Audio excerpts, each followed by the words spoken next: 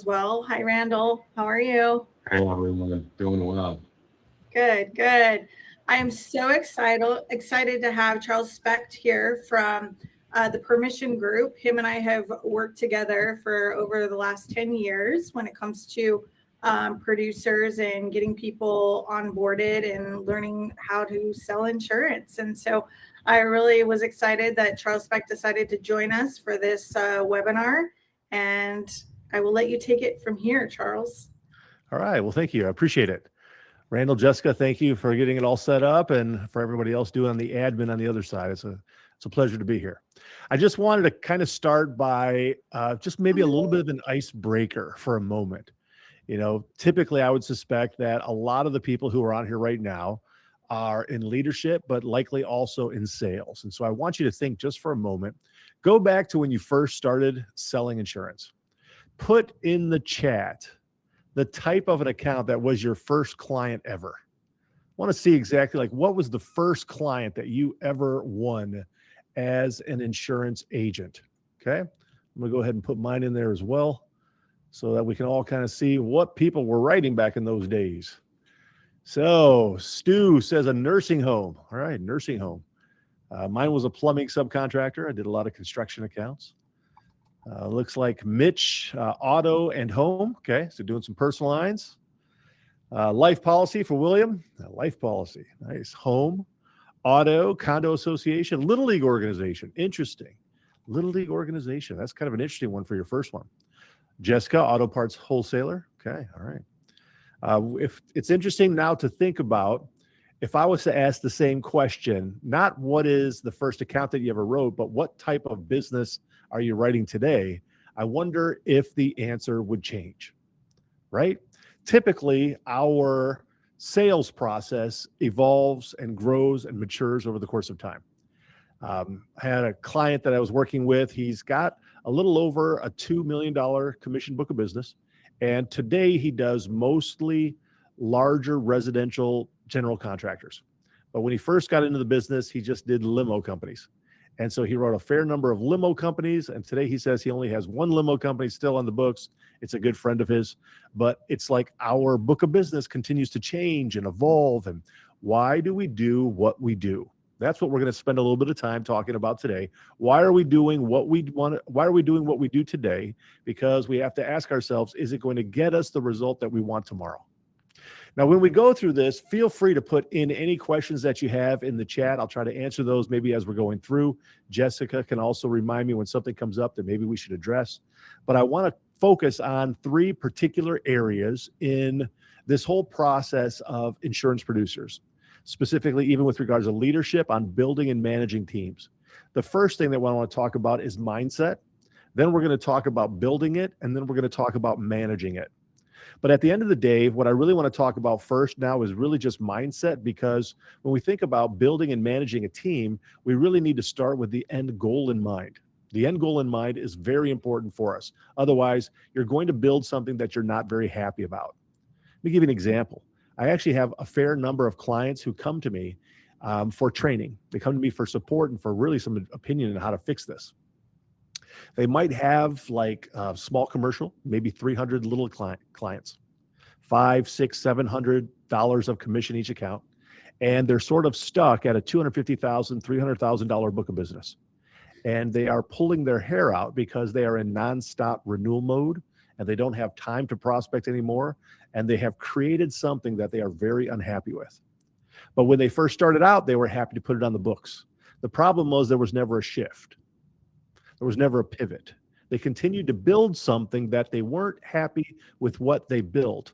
And that's why we need to really take a step back and ask ourselves, are we doing what we want to create and be happy with 5 years from now? Because the things that we do now are probably going to really start to flourish, show some fruit in about 3 to 5 years if we do everything the right way.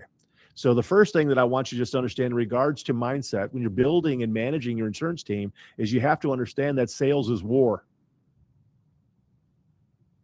Sales is war. It's an absolute war out there. Your insurance producers have to sell insurance policies in order to make money. Your agency can't grow if they don't sell. They can't pay their electric bill if they can't sell. At the end of the day, this is a sales industry. The insurance agency whole model is a sales and service industry. But if an agent or agency ever ceases to sell, that agency will eventually crumble to zero. It might happen quickly, it might happen over the course of time, but it will happen. You will always sort of retract and regress back to zero, which means we constantly need to be pushing towards what we want. It's sort of like a rubber band. A rubber band is useless unless there's tension. There has to be tension on the rubber band for it to actually have any use whatsoever. And when it comes to an agency growing, there has to be a focus on sales. But the problem is that sales is war. When you think about your insurance producers, one of the things that an agency leader has to get across to the production staff particularly is that there is no commission for second place. I can't think of any insurance carriers off the top of my head that are paying consolation commission because you did a good job but came in second place. It's you get paid if you're number one and that's it. Number two is about the same as number 200. There is no money to be made in second place. So coming up just a little bit short is the quickest way to get to bankruptcy. It really is. So from an insurance agency perspective, sales is war and you have to win. Otherwise you lose. You really do. There is no second place. The last thing I want to just mention in regards to mindset here is that I feel that it is important, not just for producers to do this, but agency leaders, owners, and partners, but you have to set a high standard for commission. In other words, going bigger is probably always going to be better. Here's a secret, okay? Here's a secret. When you hire new producers, don't define for them necessarily what is small. Define for them what is acceptable. By that, I mean, there are lots of quote unquote small accounts out there, and insurance agents will always regress to what is easier. They will regress to what is simpler to actually do, but we don't want them to do that. So it is important to set a high standard for commission. And for a new producer who hasn't been in the business, it is important to define for them what is acceptable going forward. In other words, as an agency leader, you need to determine and decide and define for the producers, we will not write accounts that are less than this amount of revenue coming into our agency. I totally agree with you, Charles. I can say that, like, if it wasn't for what I was trained at the very beginning, I worked for Liberty Mutual and I focused on only commercial, and it was 100,000 in premium. That was my minimum. And I couldn't work on anything less than that. And so because of that, I was able to learn to go after those size of accounts. Also learning how to walk away from a deal and not spin your wheels, I think is also a huge thing that a lot of young agents are like trying to, because they have this opportunity, they're willing to just kind of do whatever it takes to try to win that deal. And if there's 3 to 4 agents working that same deal, learning to be like, hey, I'm just going to walk away from this because it's just not going to be effective for anybody. Yeah. It's so true. In fact, I very often will tell my the producers that I'm working with, because I typically do one-on-one coaching, and then I'm hired as the chief sales officer for lots of different agencies. But I will tell them that if you want to change nothing that I ever teach you and just increase the size of the account by 2, 3, 4 times, you're going to make 2, 3, 4 times more money, because you will still have the same hit results ratio for set appointments and quoting and winning business and so forth. And the business that you place will be with the same carriers. You'll still work with the same underwriters and so forth. It will just be a larger account that you're working on. So there's a lot of things that we can tweak from scripting and all of that, but frankly, just sort of scratching the prospect list that was kind of smaller accounts and then exchanging it with decent size accounts, the accounts that will help you build wealth, make more sense for everybody at the agency after all said and done. And frankly, you probably will have a better client who understands the value of service the larger you go as well. Okay. Yeah. So mindset, sales is war, no commission for second place, set a high standard for commission. Okay. And I feel that all of those are the responsibility of agency leadership. Producers don't know what they don't know yet. They'll have to learn policy language and so forth, but it's our responsibility as agency leaders to establish the standard of what is acceptable and unacceptable for the agency going forward. And after all said and done, here's what we want. We want the agents to grow and make a lot of money to support their families and so forth, which also then helps our agency to grow. We're able to, hire more servicing staff to better the service for our clients after all said and done. There's a win-win-win for everybody, producer, agency, client, when we set the bar really high for what is accepted. Okay, so that's mindset. If you have any other questions in regards to mindset, feel free to put those in there. But Stu mentioned the power to walk away from an account that only cares about pricing is powerful, 100%.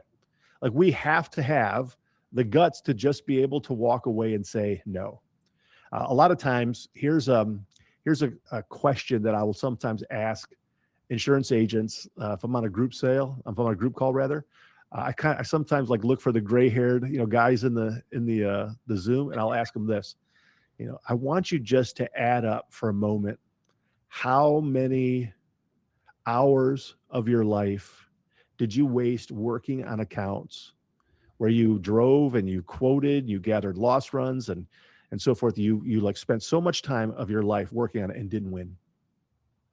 Literally, it was a waste of time for all those accounts. What if we could go back and get that time back? And how much of our servicing team members did we waste? How much of their life did we waste having them work on accounts which they never got? How about our underwriters? How much of our relationship, reputation, and the hours of our underwriters were wasted giving us quotes where we never actually placed a business with them? See, when we throw a lot of mud against the wall, we actually waste a lot of time, and our reputation is also something that gets spent. So mindset, it starts there even before you build. But when you build, I want you just to understand that you have to create an internal process from the very get-go. This is your system. It's how you do things. It's how you set it up. It's your process. It can also be your brand. It is all of that in place. This absolutely is the responsibility of ownership. Okay? You have to create an internal process of how you would do things. Now, I understand that this isn't easy. I mean, I totally get it. This is not easy, what I'm about to say. But it is also the difference between insurance agencies that are very profitable in regards to revenue per employee versus those that are just kind of squeaking by and just trying to make a profit. Here's one of the things that I really feel needs to happen is that insurance agency leadership, whether it's the owner or operations or someone, needs to dictate what is and what is not what we're going to work on. In other words, the appointments that your agency has, they are very good at writing certain business. There should be no reason why anybody is working outside of the acceptable class codes and industries that you say are permissible for our agency. It's kind of a waste of time. We really want to set the standards because every producer only has so much time in the week anyway. We might as well spend the time prospecting where we're going to get the best ROI. And so we want to spend the time working on the prospects that are carriers that we know we've got the number one, number two carriers to write it from product and price.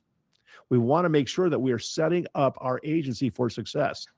A dynamite manufacturer pays a whole lot, but do you have any carrier that's going to write a dynamite manufacturer? Probably not any of your standard carriers, and it's going to be really hard to find the non-standard, and there might be one or two out there, and you're probably already blocked out. So we don't want to spend a lot of time on that because it's just not a good opportunity. Jessica Trucking mentioned is a good one, Charles. Yep. Trucking is another one. Trucking. Oh, yeah. I tell they look big and they look like really great accounts, and then it's the work that it takes and the time, and there's very few markets. Very few markets. In fact, there's typically two industries that when an agent tells me he or she wants to go after those, I try to dissuade them. One is restaurants and the number one's truckers. So I try to usually dissuade them just because restaurants, it's nice, but I have lots of agents who write them and they're usually trying to get away from them in order to really build something substantial. And the truckers, you're right. You either have the markets or you don't.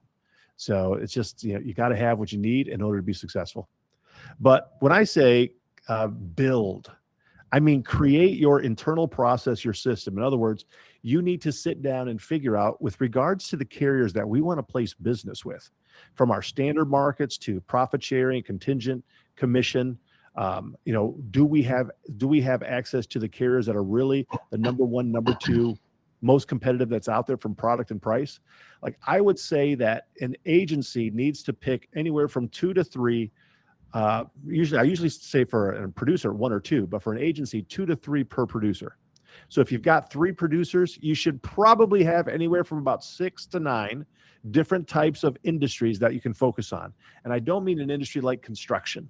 I mean, if I'm going to focus on 9, one needs to be plumbing subcontractors or something like that. I go just deeper, where I know that I've got the carrier that wants to do that. That way we can create pages on our website that focus on that. We can create a library of services based upon those. We can put together templates and things like that specific to a plumbing subcontractor, using the verbiage and terminology that they understand, putting together both insurance related services and non-insurance related services that work really well for that particular type of account.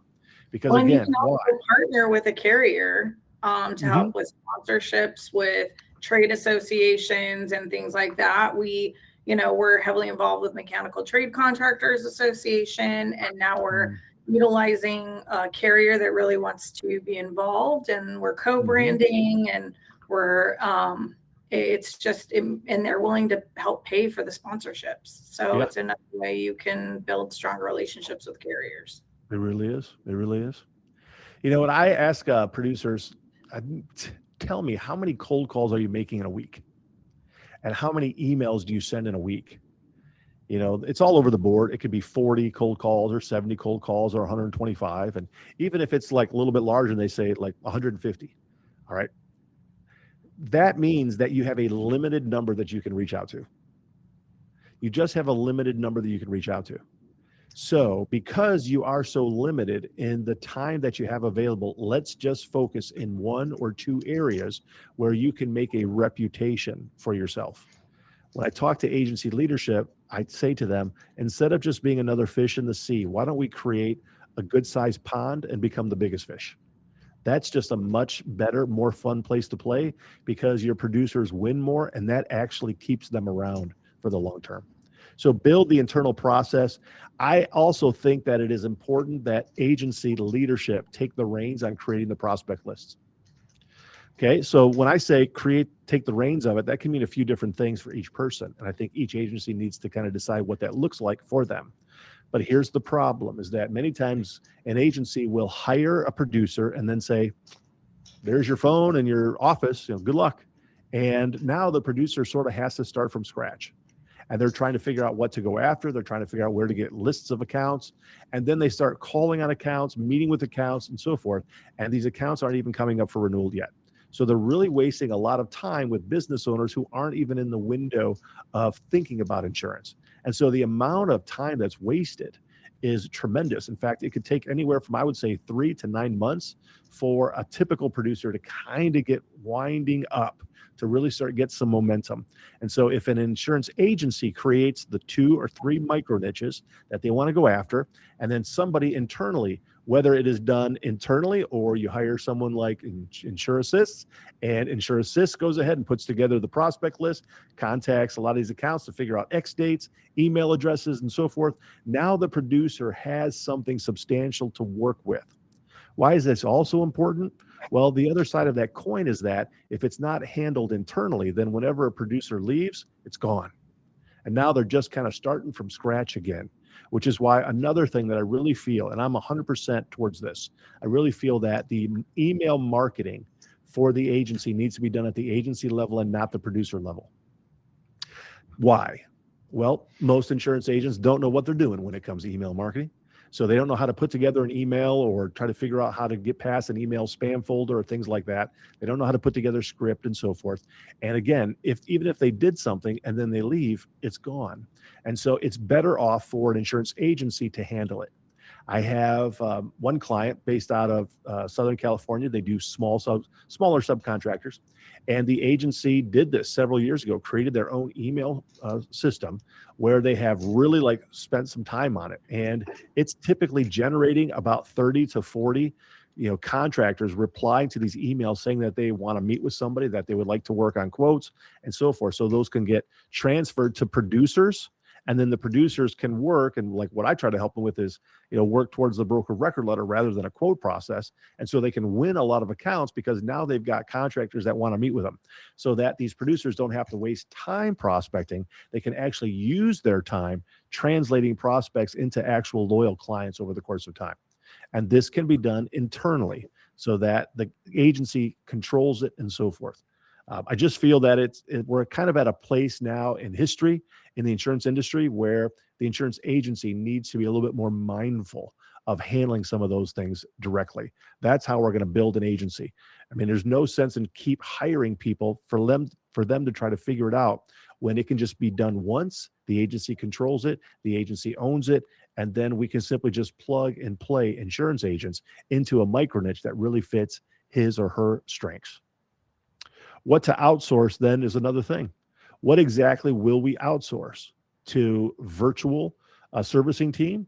It can be social media marketing that's outsourced. I like to kind of joke around whenever I'm doing a group call, again, with a bunch of male, pale, stale insurance agents, right? Because that's kind of the insurance industry, male, pale, and stale. And so I ask them, raise your hand if you use social media for personal purposes. Like, do you have a personal Facebook account, personal Instagram? And I'm telling you, it's got to be less than 5% of people over 50 years old, who are male, pale, and stale, use social media for personal issues, personal purposes. And if you don't use it for personal, you will never use it for business. There's just no way to get people to use LinkedIn for business purposes if they're not even basically using social media for personal purposes. And social media, frankly, works really good if you're working in the right types of industries. So don't let the male, pale, stale guy try to figure out how to do LinkedIn and Instagram, because it's never going to happen when it can be done either internally or outsourced to someone where the agency actually manages it. I feel that it not only is more efficient, but it will actually be a lot more profitable after all said and done. So those are some of the things about just building an agency that I wanted to get across to you. Managing is going to be the most important after all said and done, because I know, sadly, is that it is hard to do some of those things that I just talked about. Because as an agency owner, principal partner, many of you are also producing. And so you're trying to figure out how to prospect, how to produce, how to service the clients, do operations. I have to reconcile commission, dealing with the servicing team, hiring, firing, and training, and so forth. It's a lot. There's just a lot that's there.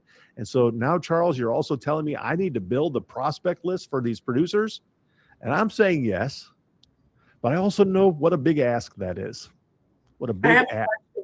How many of people that are on the webinar right now use Zywave or anything like that, where they can actually pull 941s and information like that? Some of them even have effective dates. Yeah. In fact, there's a fair number of them out there that have some pretty good data that can be pulled nowadays. Like in the insurance industry in the last 3 years, it's amazing how much more data we can get from some of the insured techs that are out there today. It really is night and day. So what was that one you just mentioned, Jessica? Zywave. Yeah. Yeah, we're able to pull, a lot of the larger accounts, and it even sometimes tells us who the carrier is, the broker, effective dates, not all of it, but a lot of it. And you can actually do marketing through that system. Mark does a lot of our marketing through that system from an email marketing. And we put our clients in there too. So, I mean, think about this just from a cost perspective and expense. Okay. Let's say an agency hires 3 producers and they're told to kind of figure it out, put together a prospect list themselves, and they're trying to figure out what to go after. Where do I find accounts? How do I get X dates and so forth? And you're there paying them $3,000, $4,000, $5,000 a month, right, in salary, and they're spending that time trying to figure out. And then we have insurance agency owners like, I can't afford the expense over here. And I'm like, you can't not afford to actually utilize that kind of service, because you're spending it over here with people who don't even know what they're doing. So just spend a little bit more to get it done up front. That way, those people you hire can start making phone calls and instead of doing data mining, right? So we just have to be wise about where we're spending our time and our money. Okay. sales management, managing your team, managing your sales team. This is where the rubber meets the road, my friends. This is where you are going to build wealth for your agency. A sales culture is a leadership issue. Sales culture is a leadership issue. It is the leadership's responsibility to drive the culture of the agency, and a sales culture is needed for agency growth. If there isn't sales culture there, it needs to change today. And if it needs to change, it might be that you haven't actually implemented the sales culture in the first place. So normally that's a personal development.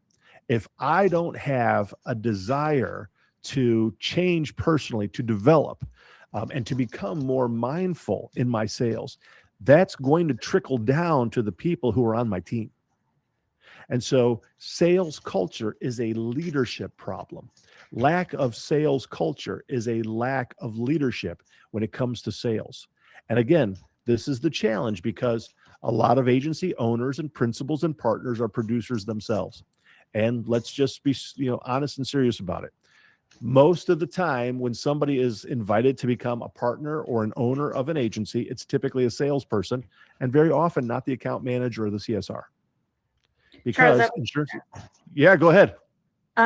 so an example here, right? So how do you feel about, as a producer, right? I try not to be the producer anymore. So we hand those leads off to the producers, right? So I'm trying to take a back seat. Do you recommend that? Or do you think that maybe we should be making them go out and hunt versus handing them leads? I've really struggled with those two things, right? I really want them going out and getting their own leads, but at the same time, I also have all these leads coming in. Do I give them to them? Or do I say, okay, this person's becoming a top producer. I'm going to give maybe those leads to that top producer. I mean, where do you stand on that? Because I've struggled over the last 10 years. Like what do you do? Do you just go ahead and hand them off? And they kind of sometimes end up getting lazy, right? Yeah, because I'm just handing them, I'm feeding them leads as opposed to them going out and earning the business. Yep. So I do think that we should reward excellence and we should not reward mediocrity. And so producers who are really good at closing, and they're doing work, I want to reward them for that. But from an agency perspective, and again, this is where profitability comes into play, that if the agency is bringing the lead, it should probably be about half the commission to that producer. Okay, so the agency is going to produce these, leads, these, appointments that are set and so forth. Well, if it's written, instead of maybe saying the producer gets 35% on new, they're only going to get 25% new on that one. And so then the agency can kind of pick up for it, but that also, it's a way in which to reward with excellence someone who's worthy of it. But I also know that if I just do the work and create the opportunity myself, I'm going to make more money in the long run. So I find like there's a little bit of a balance there. I also would like to say that I do have a client. I'm the chief sales officer for this particular agency. Okay. And it's not a very large agency. I would say, maybe about 10 people total at the agency. So it's not a very large one. They are very good, however, at creating inbound leads, probably better than what I've seen out there. Top 1% of agency, bringing so many of these inbound leads, and they're using Bold Penguin in different places to bring these in. But these producers have basically become inside salespeople, right? And so I'm trying to help them with a shift on the sales culture that we can't just be taking orders. We also have to create our own opportunities. And it's very challenging to get somebody who's used to being, fed to go out and get their own meat. And so I would say that I would be careful about how I would do that. One of the ways that I have seen, Jessica, this work pretty well, I'm seeing it kind of like make a shift in the industry, is that agencies are creating inbound salespeople and outbound salespeople, and they're not being commingled. So inbound, leads go to the inbound people, and they're a little bit more like salary with a little bit of commission on top. But the outbound people are paid much better, to work on larger leads that they have to go get themselves. And so that's how I'm kind of handling it. And it might just be one inbound person that your agency has, and maybe you have like 7 outbound producers. That's fine. We just want to make sure that everybody knows that we've got 2 different models here based upon if the account is actually being created, the opportunity by the outbound producer, and the inbound person is going to make a tiny little commission potentially, and it's just part of their overall salary. So that's kind of how I'm seeing it being done now. Okay. Great question. Yep. So sales culture is a leadership issue, and it starts with each individual producer, or rather agency owner. I do feel that if you were to ask me, like, Charles, what percentage of insurance agency owners out there do you feel do a really good job of managing their team? And I would say less than 20%. I feel like most don't do a very good job managing their team. And it shows in the numbers. Typically, what I have seen when agencies take their hands off the steering wheel of agency leadership, their producers end up only writing a small amount of commission in a year. So the more hands-on the leadership, the larger books of business are created over the course of a year. More business is brought on for that. So we want to hold producers accountable, because if not, you might end up going bankrupt if it's not actually done right. So we want to do that by making sure that producers are being met with, that they know exactly what their goals are. And I feel that also, to properly manage our team to get the most out of it, you should not be creating what their goals are. You shouldn't tell the agency producer what their goals are. What you should tell them is that this is the amount that I need to break even with you this year. How much more than that are you going to produce for us? And then have the producer set their standard, because I can almost always guarantee you the producer is going to set a higher example or a standard for them based upon what you are. So don't tell them what you think you should, what you think their goal is. Tell them this is what I need to break even with you. But we're not here to break even. I want to know exactly how much you're going to sell on top of this, and then we'll create a process to make it happen. So we have to meet with them regularly. We have to create that process. There's accountability. And in the last maybe part here of management that I want to talk about is peer co-opetition. Okay? Peer co-opetition or peer competition. I don't want to create a sales culture where my producers are sort of competing against one another. No, I want everybody on the same team, not on little different mini teams, right? I want everybody to be on the same team. We're all like, we're rowing the boat in the same direction. But this is my personal mindset, my personal philosophy. And I'll explain to you, I was at 2 different agencies. I was at a decent sized agency in California, and then I worked for a large alphabet house. The large alphabet house, we would have a sales meeting. I think it was like every other week, something like that. And numbers would be put up on the screen, and everybody would be able to see everybody's numbers. You saw how many appointments people made. You saw how many accounts they won. You saw how much revenue they brought in. And it wasn't like a way in which to like make anybody feel bad. It was done very positively. We applauded the people who did a great job. And I can tell you, even every year that I was at that agency, when I would see people putting up good numbers, like, man, that's awesome. And like, I'm going to be doing that as well. And so it actually pushed me towards excellence. It really did. The first agency that I was at, even though they were a top 100 agency, never did anything like that. And most of the agents never even got over $100,000 of commission in a year. In fact, I would say that most of them were probably somewhere between 50 and 85,000 new business commission. Whereas with the other one, where the sales culture was there, people were self-motivated based upon the trajectory of sales success that they were seeing in the people who were around them. They were talking, how are you doing it? And how are you getting into the account? Oh, you got that broker record letter. How'd that work? How did you use a wedge to get in there? And what kind of service did you offer in order to get them to pull the trigger and sign your broker record letter? Which carrier, how'd you renegotiate with that particular underwriter? Like, it's those types of things that should be part of the sales meetings, and not, necessarily what our insurance carriers are wanting to write lately. It needs to be a sales meeting based upon keeping the agency going in the right direction. So whenever one of my clients allows me to do a sales meeting, I always put up everybody's numbers for everybody to see with their names next to them. And it's not to make anybody feel sad or anything. It actually has the opposite effect, because then we focus on the successes. We don't ever focus on the negatives. We try to focus on the successes in the group. In the individual meetings I have with people, I say, hey, here's your numbers. Let's try to work through some of these so we can get better. But in the larger group, we're focusing on the successes. How did it work? What did you do? Then how can other people replicate it in order to get very similar success going forward?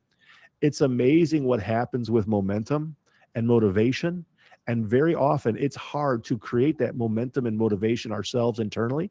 So when we create a sales culture in the agency where we're seeing other people be successful and we're seeing how they do it, we are so much more likely to move in that direction. So co-opetition is definitely something I feel that every single insurance agency needs to incorporate in their agency to create a sales culture that's positive, that moves in the right direction. What can you add, Jessica? Well, I'm just thinking through, things that just in general, right, we're trying to accomplish in our agency in regard to that same thing, right? Like healthy competition. What are we doing? What are we doing that's been successful? What are we doing that we feel like we haven't been successful at? And those are the types of conversations we're having on a regular basis, just so that we can learn from each other, right? And build from each other. Yeah. Can I, and what I would like, while I say this, anybody who has any questions, put those in the chat. We'll get to those in just a moment. But can I just encourage you all for a moment here? Okay. I want you to think for a moment about how easy insurance sales is. It's easy. Now, I'm not saying it's simple to do, but I am saying it's easy. Okay. Now I want you to understand this. Just answer in your own head as I ask these questions. Are you the best insurance agent in the United States of America? I would suspect you probably would think no. Are you the best insurance agent in your state? Are you the best insurance agent in your city, wherever you live? Are you the best insurance agent in your city? Many of us probably still say no. How about this? Are you the best salesperson, insurance salesperson at your agency? Many might still say no. Some of your agencies might even have a practice group or some kind of micro niche area like construction or marinas or something like that. Are you the best insurance salesperson in your practice group? And still a lot of us might say, no, I'm not.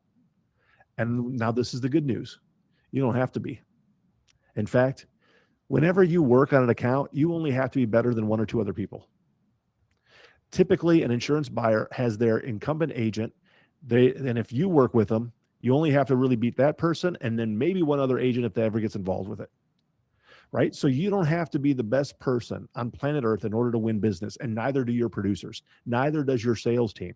What you do have to do is become the better choice of which agent to choose from, and that's actually a pretty good place to be, especially if you've got a sales culture that's focused on sales, especially if you have an agency that's focused in the micro niche and you've already been branded in that spot. You know which carriers are writing the business. You actually have services specific to those micro niche areas. It actually becomes much easier to have all of that end up in the insured's mind. You would be a better pick for me to be my insurance agent rather than who I currently have. When insurance agents and agencies become more micro-niched in what they do, they win more accounts, they win more signed broker of record letters, and they win larger accounts. It just works to keep everything going in the right direction. So you don't have to be the best insurance salesperson that's around. You just have to be the best option in your prospect's mind. And that's a place that you can win very often. So when do you think it's best to walk away? Usually I walk away if I can't even get copies of the policies. Yeah, so I kind of call that the fizzle. It's just sort of fizzles out, right? Like the relationship sort of like stalls and the opportunity fizzles. I would say, like, in the first appointment, whenever your producer meets with you meet with the prospect in the first appointment, you should have a specific goal in mind. And my goal is a signed broker of record letter at the end of the conversation. So that would be my goal. I want a new client at the end of appointment number 1. And if things happen or I find out certain things, maybe that pivots to maybe a second meeting, but that has to be my first goal. And normally it comes down to a tagline. People will maybe forget why they met with you in the first place. And so, like, if you were to think of Geico, 15 minutes can save you 15% or more on car insurance. It's very simple, right? I don't want to be like Geico, but I sure wish I could market like Geico because they have people reaching out to them. Wouldn't that be nice if you could use that? People reached out to you. So they know who their like micro niche target is. And people are doing the math in their own head. Like, I could save 15% of my auto insurance. That's worth this whole process. What I'm trying to say here is that you need to create a tagline that people understand. Here's the outcome that we're trying to get towards, whatever it is. It might be price, might be better product. It might be that we have a specific safety program for roofing contractors so that your people no longer fall off the tops of roofs. Like, it can be a lot of different things based upon what the need is. But we have to keep people focused on the tagline, because once you meet with somebody and then it comes to like getting deck pages and stuff like that, that's when the fizzle happens, because now we're asking them to do stuff and then it goes to the bottom of the pile and they forget why they agreed to do this in the first place. So I do think that we need constant communication to the insured that this is where we're going. Like, we're working with this particular carrier here because we're trying to potentially get a double-digit decrease on your premium while also lowering your deductible from $10,000 to $5,000. That's kind of where we're going here. And so I just need to get your deck pages so that we can get our submission done. So the more that we can remind people of the destination, they're more likely to move forward.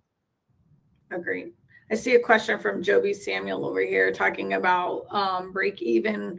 And I mean, I would say that it's salary and any other kind of expenses, whether it's health insurance, it's going out to events, any kind of marketing costs for that person to be out there. It's the whole expense of that producer. Yeah, I have to agree with that. I mean, long have the days gone by when you could just hire somebody on 100% commission. Like, you're just not going to get a quality candidate for your agency if that's all that you're able to offer to them at the very beginning. There's just too many other golden opportunities out there. I mean, frankly, somebody would be better off just starting their own business potentially than doing that. So it's quite unlikely you're going to get a good candidate unless you offer them salary plus some kind of commission on top to really kind of keep them, involved in the game. And I try to create something where they get momentum, so they're having fun. And I really think that there's nothing more fun than winning business, when it comes to a salesperson. Like, it's just fun to have somebody say, yes, let's do business together. So yes, salary. I do believe that there has to be some commission on top of that to keep the momentum going. I likely health benefits, maybe some kind of, a life plan or some stock options or something, depending upon what your agency is able to offer. But I would say at a minimum, some kind of salary plus commission on top of that so that they can make a pretty good, income. And then paint a picture for them. 1 year, 2 year, 3 year, 4 year, 5 year. Help them to see the trajectory on where you're going as the book of business continues to build itself up based upon, I would say, a 95% retention rate year after year. I do think that we need to get producers to about $100,000 of take-home annual pay. And if I can get them to that, they're probably never going to leave the insurance business. So I have to kind of get them to about $100,000 of take home after salary and commission in order for them to really kind of stick around. Because I feel like there's too many other options out there, that are going to pay a decent salary to not have to do sales anymore. So we want the right person with the right kind of compensation model to really, benefit excellence and keep people around for the long term. While also, I do think that you can set it up where the agency still makes a very good amount of money in the very first year doing it that way. You mentioned social media and not having your producers deal with social media or their marketing or email. What are other things that you think a producer should not be doing? So one of the first things that I work with producers is we go through their strengths and weaknesses based upon what they're good at and what they're bad at. Like some people are just really terrible on the telephone. Like I just can't fix that bad. Like I can fix some things, but they're just like so bad I can't fix that bad. They can't get anybody to meet with them or talk to them or whatever. And so, you know what? I try to tell them there's nobody in the office who wants to buy anything from you anyway. So just get out of the office. It's a whole lot easier to go to somewhere, shake somebody's hand, walk into a business, and meet them that way. So we first have to start with their strengths and weaknesses. And there are different things that we can look at. Like some industries just work better with walk-ins. Some are very good with email. Some are very good with telephones. So I do think that we can find certain industries and micro niches that respond better in certain ways of prospecting. But then also producers have their own strengths of prospecting. Some are just better at cold calls than others. But I usually want you to have three. One's usually going to be at least 50% of what you do. The other two are going to be the mixture of the remainder, because it really is the follow-up and not the first connect that actually like translates a prospect into a client. But we want to try and find out what works for that person and then tweak it from there. And I'll also say this, lots of agents pick certain classes of business that are not a good fit for them. Like it's just not a good fit. I often joke around, but it's not a joke, that if an agency I ever worked at made me go after farmers, I would be poor. Like I just do not mesh very well with farmers. I don't wear the right clothes. I'm not going to walk your furrows. It's just not going to happen. We're not going to work. But I'm pretty good at blue collar and white collar businesses, but not at farmers or even ag. Like I kind of struggle with ag. It's just not a good fit for me.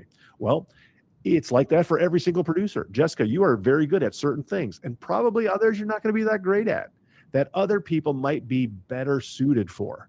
So that's why we want to create, from the top down. What are we trying to create for agency? What markets? Then we can find the people that actually work very well. I'm a proponent of just hiring really good salespeople, and then teach them insurance rather than trying to bring in people with books of business who have an ego and they're not willing to bend, they're not willing to learn your ways and so forth. And so I feel like you can actually make a lot more money in the long run hiring good salespeople, bring them in, teach them how to actually sell the product, and then teach them the product as you're going through it.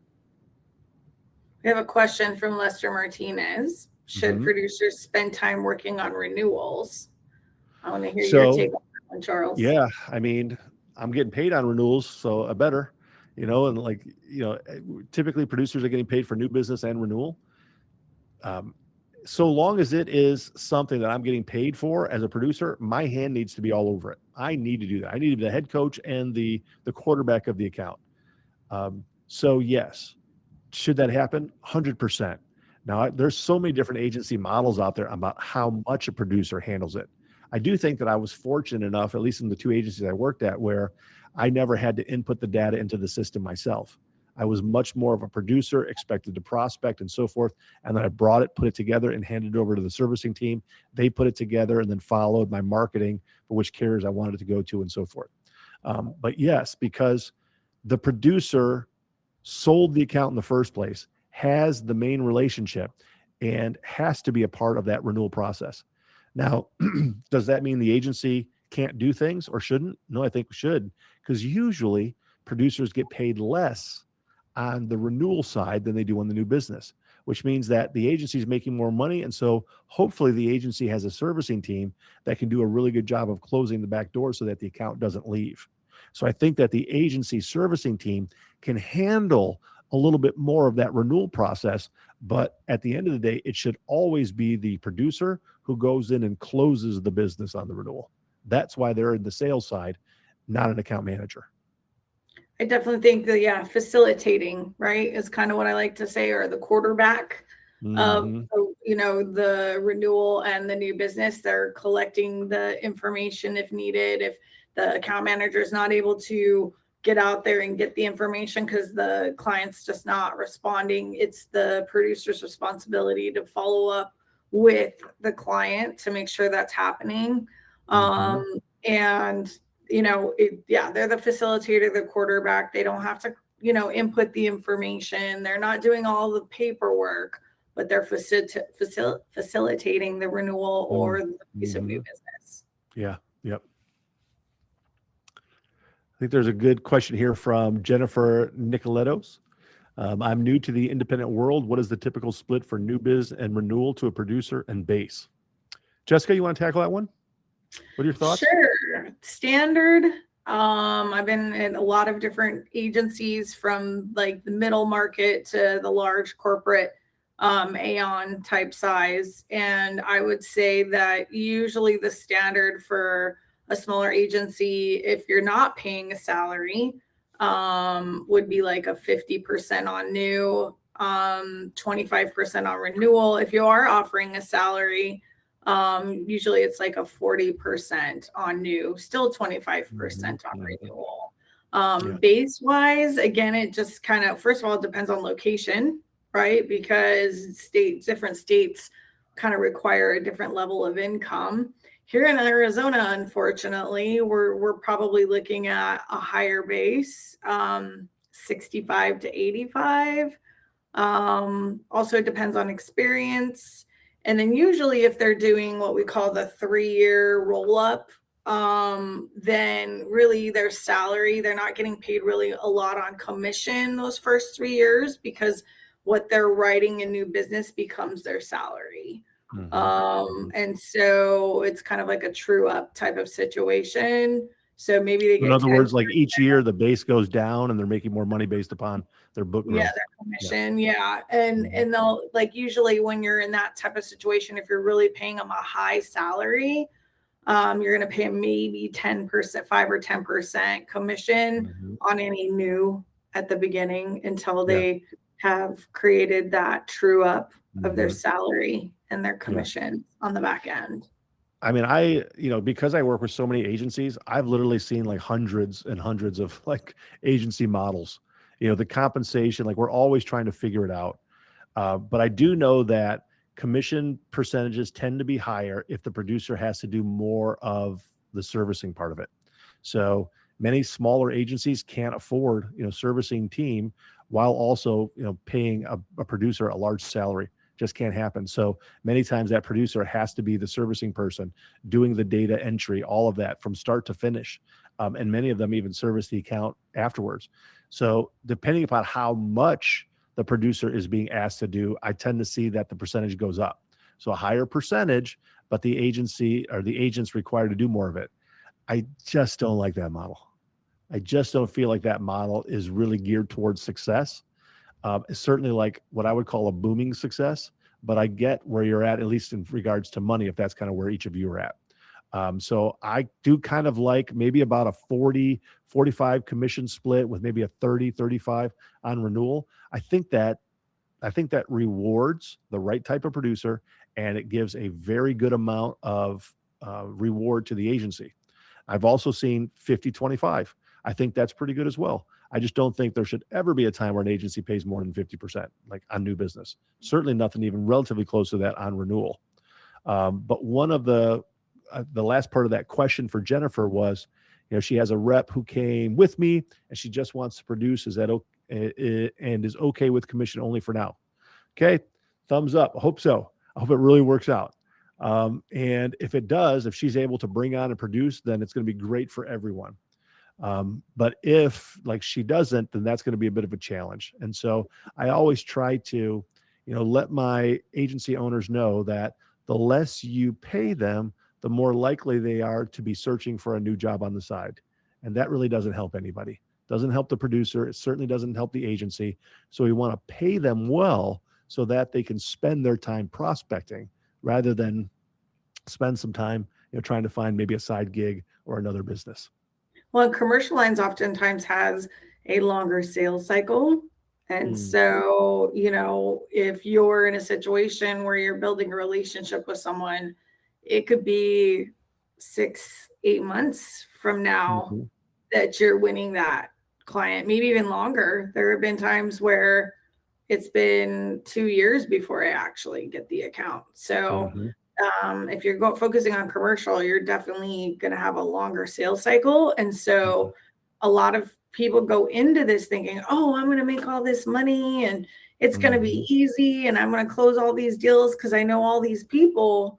And then it kind of sets in after a few months that, oh, this is not, this is a little bit of a longer sales cycle. You're building those relationships, and those relationships take time. That trust takes time. And so then it's a feast or famine kind of situation. And the person that's commission only after 5-6 months, they're going to eat something. Yeah. And I think this is when we kind of get back to like what we were talking about in regards to, setting a high standard for commission. When I talked about the mindset is, if we are expecting our producers to write bigger accounts, then the compensation will take care of itself. But if we set like, hey, you can do 50% and 25% on renewal, but you can write anything you want to write, small little business, they're going to write, $600 commission accounts. And it doesn't do good for anybody. Like, nobody wins in that model. And the producer is going to do the math. He or she's going to realize that this is not a process that's going to work for me. So if we set a standard for the minimum size account, then when they're writing those accounts, they're going to be paying for their salary and more, plus getting some commission on top of that. So they're going to be seeing the benefit, and your agency is also going to be seeing the benefit. So the compensation model, I think, becomes a little bit more of a moot point if we're making sure that our producers are working on a sizable enough account, or we're going to make some money. I typically say that, an agency shouldn't allow anybody to write anything less than $2,500 a commission, even from the very first year of an agent, even if he or she looks like they're 17 years old. Like, there's just nobody's writing less than $2,500 a commission, and then it's going to go up to $5,000 pretty soon. And depending upon where you're at, like if you're in Scottsdale or Miami or Southern California, like $10,000 of minimum revenue needs to be the goal. Like, all we're talking really is about an $80,000, $90,000 total premium account, all policies combined on commercial to get to 100 grand. I could throw a rock and hit 17 of those. They're all around in a bigger metropolitan area. So where you're located also can dictate some of this as well.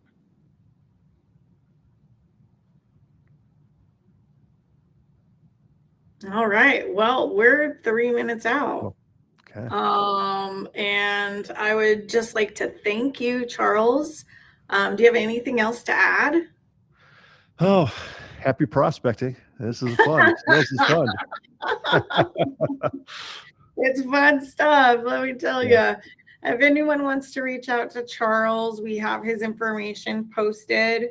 I have, again, worked with Charles for on and off for the last 10 years. He's really good at what he does, and we really appreciate you, Charles, coming on today. Thank you so much. My pleasure. Thank you, Jessica, Randall, and everybody else. Appreciate you.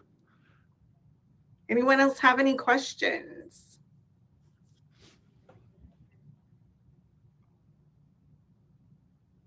I see someone typing, so I want to give them a moment. By the way, thank you for the questions from different people, Lester and Stu, Mike, Joby, Jennifer. Thank you for your amazing questions. Really appreciate that. I know there's a lot of other people who are on the webinar as well. So yeah, it looks like now Mark's typing. We can wait a couple of minutes to see what comes up. Try to answer their questions for him. Yeah, I didn't talk much about Assure Assist. Jennifer, what is Assure Assist? Jennifer, Insure Assist is basically a virtual assistant company. We help with back office support. So anything from processing endorsements, issuing certificates of insurance, quoting home and auto, quoting commercial insurance, marketing, anything that you might need in your back office that you don't want your producers to do or your service team, because obviously at some point, your service team needs to focus really on that customer service. And so if you have them issuing certificates, processing endorsements, and doing all of that little stuff, it's a lot easier when you have a team behind you that's focusing on that, so that your account managers and your CSRs can focus on that service for the customer. Right. All right. Well, everybody, thank you so much. Oh, yes. We can help you with PNC and health. Yes, absolutely. Mhm. You're very welcome, India. Thank you so much. All right. Well, it was so exciting to have you, Charles. Thanks, Mark. Yeah. Thank you, All right, Randall. everybody. And we'll talk to you soon. Bye. Take Thank care. you, Bye-bye. everyone. Yes, a recording will be sent out.